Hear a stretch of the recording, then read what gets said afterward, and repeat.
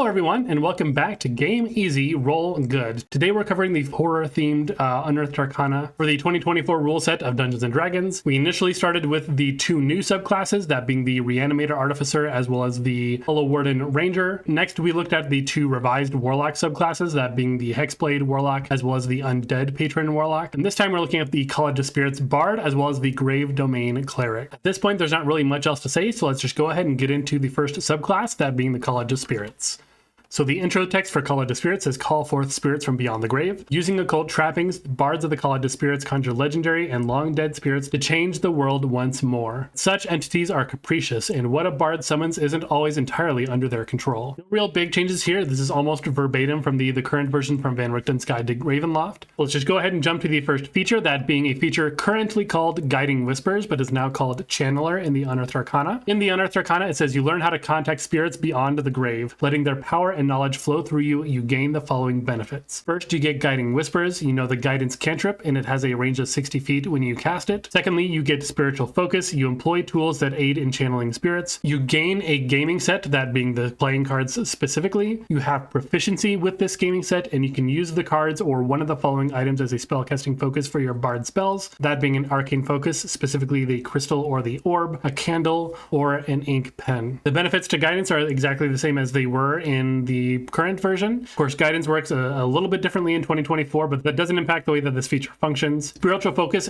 actually gives you the gaming set, so I guess like it just magically appears in your hands, or a ghost comes and gives it to you or something like that. And I was curious if the gaming set had any real function, so I had to look that one up as well. So here's the gaming set. It just says that you can use the Utilize action to discern whether someone is cheating at a DC 10, or you can win the game with a DC 20. I think that these are both a little unimaginative. I think that, if I were creating a character that was going to have a deck of cards for sure, I'd probably come up with some sort of game and how it's played and try to simplify the mechanics so that's maybe just a couple dice rolls. Make sure that my DM is okay with it and go from there. This is maybe a little too simple for my taste, but if you want to use it that way, then those are the DC set for you. But again, you can use those cards as one of your spellcasting focuses, or you can use the crystal or orb or candle or ink pen. The ink pen is a new one that was added to this subclass. Moving on to the next level 3 feature, we have Spiritual Focus, which we kind of just saw. This was removed from being a separate feature, and that is now part of the channeling feature that we just looked at. But it's worth noting that they technically removed some of the things that we could use as a spellcasting focus, that being a skull, a spirit board, or the Taroko deck, which is basically the D&D version of a tarot deck. Although the Taroko deck is sort of a specific thing, so it'd be up to your DM whether or not they'd want you to have that one specifically. However, you'll also know that there is a second half to this feature that says we can add 1d6 to any damage or healing roll of a bard spell cast through our Spiritual Focus. This seems to be missing so far, but we've seen a couple times already where things are removed earlier on in the subclass and then they reappear later, so we might see this come up again at a later time. Moving on to the core engine of the subclass, we have the feature called Tales from Beyond currently, but is now called Spirits from Beyond in the Unearthed Arcana. This one says, while holding a spellcasting focus, you can take a bonus action to expend one use of your Bardic Inspiration and call forth the powers of a spirit. Roll the Bardic Inspiration die and refer to the Spirits from Beyond table, which we'll look at in a second, to determine the spirit for you to channel. Then choose one creature you can see within 30 feet of yourself as the spirit's target. The spirit immediately takes effect. If the spirit's effect requires a saving throw, the DC equals your Bard spell save DC. Both of these still require a bonus action because you're expending a use of your Bardic Inspiration to do so. But the big change to this feature here is that currently when you roll the die and you get the result of what story that you're going to tell, you can hold on to that story until the most beneficial time to do so, and then you can release it later. Now this effect immediately happens once you spend your bonus action to roll that die. But when I first read this, I was like, okay, this is my immediate guess is that we're going to see a lot of changes to what is on the effects of the table that we roll on. They might even be weaker effects. I wasn't quite sure about that. This does give the College of Spirits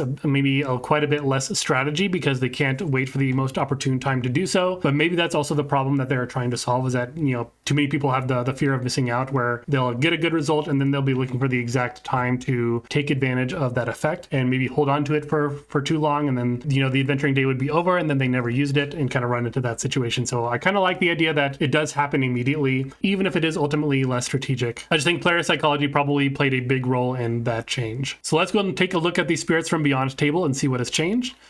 So on the left side, you can see all of the effects that currently exist. We're not going to take the time to read them out. It's not a one for one. Some effects are completely new. So starting if you roll a 1, it says you have the Beloved Tale. The target regains hit points equal to 1 roll of your Bardic Inspiration die plus your Charisma modifier. My knee-jerk reaction to this one was like, well, okay, this is the first one that immediately could cause a problem, because if everyone happens to be at full hit points, then this is useless. Even though there's a very small chance that that could happen, I would like to see something done about that. I don't know what it would be. They could change it to temporary hit points, but again, there's another one that already adds temporary hit points, so that's kind of duplicating that same effect. So unless you're playing a College of Spirits Bard and you're intentionally avoiding rolling on this table until someone has lost hit points, there's always that chance that you roll a 1 and everyone's at full health and you can't use this. Moving on to the Sharpshooter result, if you roll a 2, the target takes force damage equal to 1 roll of your Bardic Inspiration die plus your Charisma modifier. And then if you roll a 3, you have the Avenger. Until the end of your next turn, any creature that hits the target with a melee attack roll takes force damage equal to 1 roll of your Bardic Inspiration die. All of these features are pretty nice and they're all pretty similar to effects that already currently exist. So let's go ahead and move on to the next section.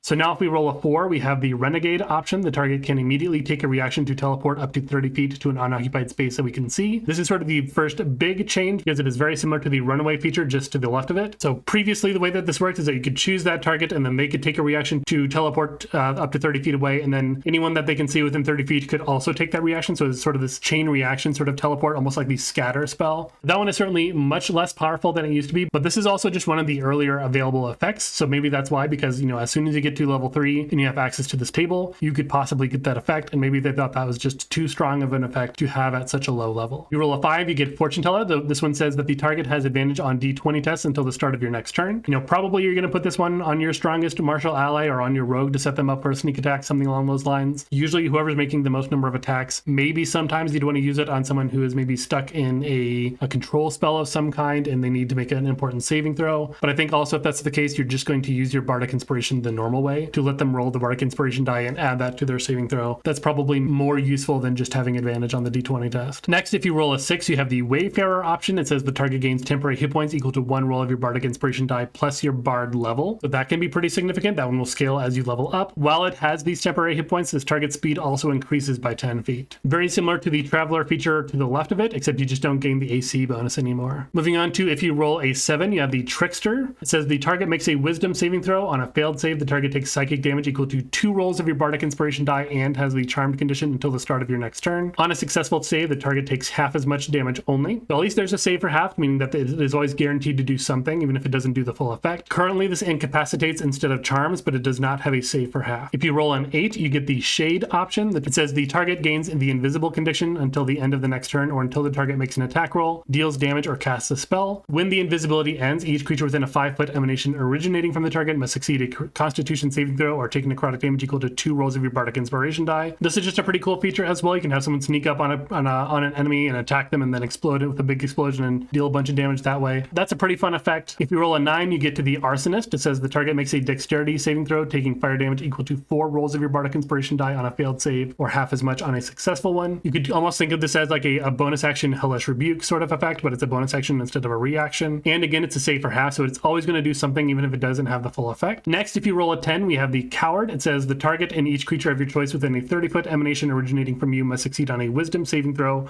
or have the Frightened condition until the start of your next turn. While frightened, a creature's speed is halved, and it can take either an action or a bonus action, not both. This is kind of similar to what it currently is if you roll a 10, where you have the Dragon. However, currently you get the like a Dragon's Breath in a 30-foot cone, but in the Unearthed Arcana, instead of it being the Dragon's Breath, it's more like the frightful presence of the dragon. And then also, of course, in addition to frightening those creatures, it also, again, reduces their speed by half and makes them take an action or bonus action, but not both. Certainly, it's not doing any damage anymore, but that is still a very large area, and that is a lot of control to place on creatures who fail that saving throw. If you roll an 11, you get the Brute. It says each creature of your choice within a 30-foot emanation originating from the target makes a Strength saving throw. On a failed save, a creature takes thunder damage equal to 3 rolls of your Bardic Inspiration die and has the Prone condition. On a successful save, a creature takes half as much damage only. That's also pretty powerful. And then finally, if you roll a 12, you have Controlled Channeling. You determine the spirit's effect by choosing one of the rows. So if you roll a 12, you can just pick 1 through 11, whichever one you think is most useful for the situation that you're in. I will say one thing I just generally love about this feature for the College of Spirits Bard, and this is not any different in the Unearthed Arcana than it is currently, is that it scales with your Bard level in the sense that when you get this feature at level 3, you only have a 1d6 for your Bardic Inspiration die, so when you roll on this table, you can't roll higher than a 6. And then as that scales to the d8, d10, and then ultimately the d12, you unlock more and more options. And that's why these higher number options are sort of increasingly more powerful powerful than the lower options. And not only does it scale that way, but many of these features have effects that are based on your Bardic Inspiration die. So as that Bardic Inspiration die gets bigger, then the results of those features also gets bigger as well, especially those ones that deal damage or add some healing. So really, this is just a kind of a very wonderfully designed feature, and I'm kind of glad that they're sticking with the way it is. Again, they are making it sort of instantaneous. You can't hold on to that story anymore and use it at the exact right time. But again, I think just to make sure that players are using it and not holding onto it for the entire adventuring day and then not getting to use it at all, I think that is an overall positive change. Moving on then to the level 6 feature, we have what is currently called Spirit Session, and is called in the Unearthed Arcana Empowered Channeling. It says your ability to channel spirits improves. You gain the following benefits. First, you get power from beyond. Once per turn, when you cast a bard spell that deals damage or restores hit points, roll a d6. You gain a bonus to one of the spell's damage rolls or total hit points the spell restores equal to the number rolled. Again, we saw this earlier. It was part of one of the level 3 features, but is now in the level 6 feature. And then secondly, we get a feature called Spiritual Manifestation. It says you always have the Spirit Guardian spell prepared. You can cast a spell once without expending a spell slot, and you regain the ability to cast it this way when you finish a long rest. Whenever you start casting the spell, you can modify it so the spirits guard against worldly threats. When you cast it this way, you and your allies within the spell's emanation have half cover. Once you modify the spell this way, you can't do so again until you finish a short or long rest. This is currently a pretty huge departure from the current version of this feature, the one that is called Spirit Session. Spirit Session basically says when you finish a long rest, you can hold sort of it's basically a seance with your party members or however many people you can get to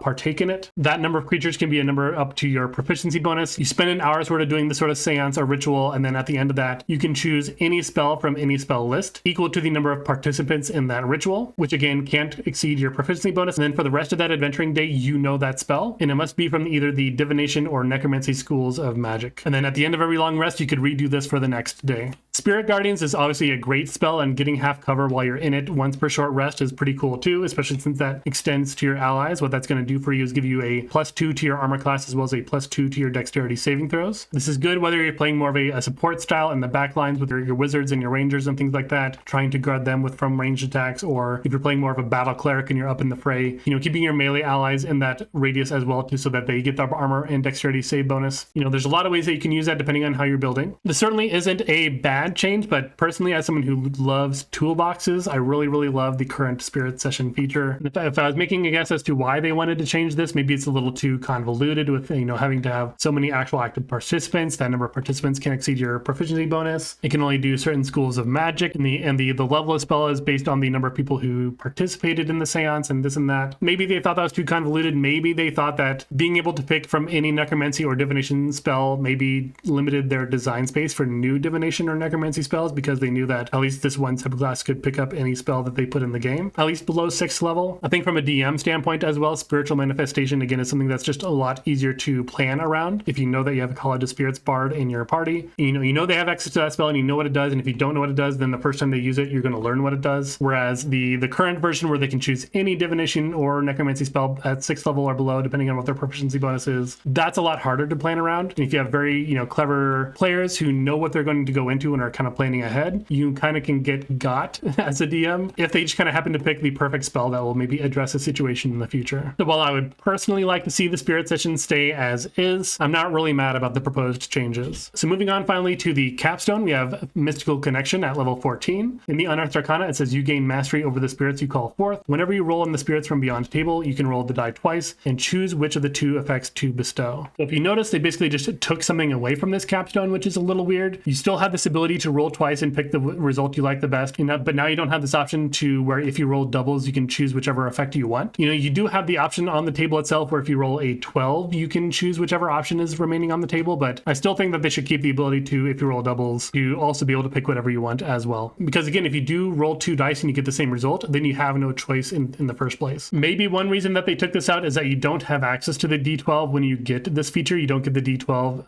Bardic Inspiration die until Bardic level 15, but you're just one level away, and I don't think that's a reason to take that feature away from this. I don't think the fact that it exists on the Spirit from Beyond table is a reason to take that away either. I think they should probably just give the best of both worlds, and I don't think that'd be broken by any means. So is the Unearthed Arcana College of Spirits any good? I would say absolutely. Again, I do miss the ability to store stories for the perfect time, but again, I understand them wanting to maybe make things happen more sort of spontaneously and in the moment. Again, like I said, I do strongly prefer the Spirit sessions over the empowered channeling. I'm just a big fan of having like sort of toolbox effects where I can kind of pick whatever I want to do. But again, the sort of offensive defensive use of Spiritual Gardens is a cool effect as well. And I also think that the capstone should keep the ability to pick the effect that they want to do when they roll doubles. So that's the Call of the Spirits Bard. Let's move on to the Grave Domain Cleric. The intro text for this one says, embody deific forces of death. The Grave Domain concerns itself with the boundary between life and death. To those who tap into this domain's power, death is a foundational, natural, and inevitable part of the multiverse. Such clerics seek to destroy undead and strive to shepherd spirits to the afterlife, whether those spirits want to go or not. The magic of this domain also allows these clerics to stave off death for a time, particularly those who still have some great work to accomplish in the world. But this is merely a delay of death, not a denial of it, for the grave will always claim its due. And again, as I've said many times throughout the series, we've seen a lot of removal of proper names on the left side. They've really kind of stripped it down to its bare parts. Otherwise, it's very similar to what is currently existing. So let's go ahead and move on to the first subclass feature, and that is Circle of Mortality. In the Unearthed Arcana, it says you gain the ability to manipulate the balance between life and death, granting you the following benefits. First, you get Pull of Death. Once per turn, when you cast a spell or hit with an attack roll and deal damage to a bloodied creature, that creature takes an extra 1d4 necrotic damage. Secondly, you get Return to Life. When you would normally roll one or more hit dice to restore hit points to a creature at 0 hit points with a spell or channel divinity, don't roll those dice for the healing. Instead, use the highest number possible for each die. For example,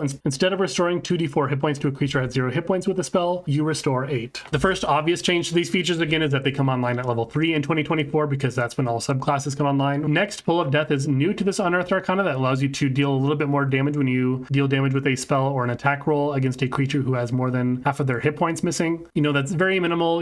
Clerics don't really get extra attack, although they can like dual wield technically if you wanted to try to build a battle cleric that way. And you do only get this once per turn, so if you can get a reaction as well, you can get this more than once per round. Probably not worth building around in that way unless it's very incidental, but you could choose to do such a thing. The Return to Life feature basically existed before, but it now has a slight benefit where you can use your Channel Divinity as well to heal. And this is relevant in 2024 because they have a new use of Channel Divinity called Divine Spark, where you use a magic action to restore a number of hit points equal to 1d8 plus your Wisdom modifier, and then that scales with your Cleric level to 2d8 at level 7, 3d8 at level 13, and then 4d8 at level 18. The only potential difference is that it now says that you don't roll those dice. I don't know if that would ever be important, but there might be an effect that says you can add a certain modifier or roll an additional die whenever you roll to restore hit points. And if you're not rolling to restore hit points, then you're not able to add that effect if you're using the Return to Life feature as well. I know rules like that exist. I don't know if there's a way that those two things would ever intersect with this feature, but if that were to ever come up, then technically that's how that would have to work. Finally, on the left side, you can see that we're losing access to having Spare the Dying always prepared. This also had the bonus of giving it a 30-foot range, although Spare the Dying was buffed slightly in 2024 as a base range of 15 feet up from being a touch spell. So it already has an increased range. We just don't automatically have it prepared through this feature. Part of this might have also been that this just seems sort of redundant to the Return to Life feature as well. I think that'd be a good reason for them to remove that. So moving on to the next feature, we have the Grave Domain spell list. Again, on the left-hand side, things that are in red were removed. Things in green on the right side were added. And again, because subclasses come online at level 3, the increments at which you gain these are slightly different. You gain your cantrip first and second level spells at level 3 instead of giving them at level 1 and 3. So at Cleric level 3, we're losing access to False Life, and then we're getting the Chill Touch cantrip as well as the Detect Evil and Good first level spell in place of that. So basically, Chill Touch is replacing Spare the Dying from the previous feature. And it's also worth noting that Chill Touch has also changed in 2024. That is now a touch range spell. It is still not a cold damage spell, and I don't think it needs to be. I think that whole meme was just really goofy. I think Chill Touch was fine as it was. But this is now in 2024 a touch range spell. It still prevents the target from regaining hit points until the end of your next turn. It does slightly more damage, but it no longer has a certain effect against undead where they have disadvantage on their attacks as well or something like that. So this might be saying that the Grave Domain should be in melee range and using this cantrip a bunch, but you certainly don't have to for any reason. Moving on to Cleric level 7, at 4th level spells, we lose Death Ward in place of Dispel Evil and Good. And then at Cleric level 9, we lose access to Anti-Life Shell and gain Hold Monster instead. For Death Ward and Dispel Evil and Good, both of these spells are on the Cleric spell list. You can always prepare one if you want to have it. You can't say the same for the 5th level spells. Anti-Life Shell is normally a Druid only spell, so the Grave Domain Cleric just no longer has access to that one. They do get Hold Monster instead. Hold Monster seems like a weird one. It does bring creatures closer to death if you manage to land it on them, but it doesn't seem to immediately synergize with the class or make sense with the class other than that sort of metagame understanding of it. So moving on to the next feature we had, Rise from the Grave. This was a feature that is currently available, but this basically gave you the same effect as Detect Evil and Good, but it wasn't technically the spell, but it was basically the same effect. So this is kind of technically a nerf now that you have to specifically cast Detect Evil and Good, because that would require a spell slot from you, of course, and it is not a ritual, so you can never ritually cast it. However, unless you're in a very specific setting like a Curse of Strahd, where you're just around a bunch of creatures that can be detected by this spell, then you're really not going to be using it very often, so you're really not going to notice this change. Moving on to the next feature in the Unearthed Arcana, we have Path to the Grave. Again, this is still at level 3. It says, as a bonus action, you present a holy symbol and expend a use of your channel divinity to curse one creature you can see within 30 feet of yourself until the start of your next turn. While cursed, the creature has disadvantage on attack rolls and saving throws. When you or an ally you can see hits the cursed target with an attack roll, you can end the curse early, no action required. To make the attack deal extra necrotic or radiant damage, your choice, equal to 1d8 plus your cleric level. So first thing to note is that this was moved from level 2 to 3, again because the subclasses don't come online until level 3 in 2024. So this is the Grave Domain's alternate use of channel divinity. The timing has been improved. It is now a bonus action from an action. When you place this effect on that creature, it has an immediate effect of giving them disadvantage on attack rolls and saving throws. That disadvantage on saving throws can be pretty important as well. Again, this does only last one round until the start of your next turn, but again, all your allies are going to go between then and you. So depending on the order of initiative, you could possibly get quite a bit out of this depending on when your next heavy hitter comes up. However, this is kind of a nerf because what this currently does is that the next time an ally would hit a creature, the creature is treated as if it were vulnerable to all of the damage of that attack, whereas this change just says that it is 1d8 plus your cleric level. In the Unearthed Arcana, you do have the advantage of being able to choose which attack it happens on. However, now that it's a more predictable amount, it doesn't really matter whose damage you put it onto. Whether this is better or worse is really going to depend on your party composition and how hard your players are hitting. If you just have, a bunch of players who are making very normal attacks and aren't really stacking a lot of damage onto each one of their hits, this is technically a buff. But if you have a lot of people just like paladins who are constantly smiting and rogues who are always sneak attacking and, berserker barbarians always doing their frenzy damage, you would probably get more mileage out of the vulnerability instead of the proposed current solution. But again, the disadvantage on attack rolls and saving throws is still a very potent effect as well, because assuming you have caster allies, this is overall just a much more potent curse in general. So I think that's kind of a fair trade-off. Moving on to the next subclass feature, we have Sentinel at Death's Door. This is at level 6. In the Unearthed Arcana, it says when you or a bloody creature you can see within 30 feet of yourself is hit with an attack roll, you can take a reaction to halve that attack's damage. You can use this feature a number of times equal to your wisdom modifier, minimum of once. You regain all expended uses when you finish a long rest. So this one has also had a pretty significant change, but I also just think that this one is for the better. What this one currently does is it basically just acts as a crit canceller. When a DM lands a critical hit with a monster, you can look at them and say, nope, that is a normal damage hit now, and any effects that would normally trigger on a critical hit don't happen either. However, in the Unearthed Arcana, you can now do this on any attack. It doesn't need to be a critical hit. So it is generally much more usable. If you're using it on an ally, they do need to be bloodied. If you're using it on yourself, you can be at any hit points. You can still use it on critical hits to reduce the damage of a critical hit by half, which is essentially the same effect as it is. It just doesn't also cancel the additional effects from a critical hit, such as like the additional effects from like the slasher or the piercer or the crusher feed, those kinds of things that do extra things on a critical hit. The UA version doesn't ignore those, but it would still have the damage of that critical hit. So because they're just making this more usable, and because it also just allows the DM to have more fun and enjoy their critical hits, and not get them canceled by a Grave Domain Cleric who also did like Magic Initiate for Silvery Barbs so that their DM can never land a critical hit ever again, I think this is a much healthier change for the game. Moving on to the 8th level feature that we currently have, which is called Potent Spellcasting. This doesn't exist in the Unearthed Arcana because this is now moved to the base class at level 7. They get the Potent Cantrip or the one that, like the Divine Strike, I think it's called, that adds a d8 to melee attacks. So as they continue to release, revised subclasses for the Cleric, we'll constantly see those things removed. So then finally we get to level 17 for the capstone for the Grave Domain Cleric.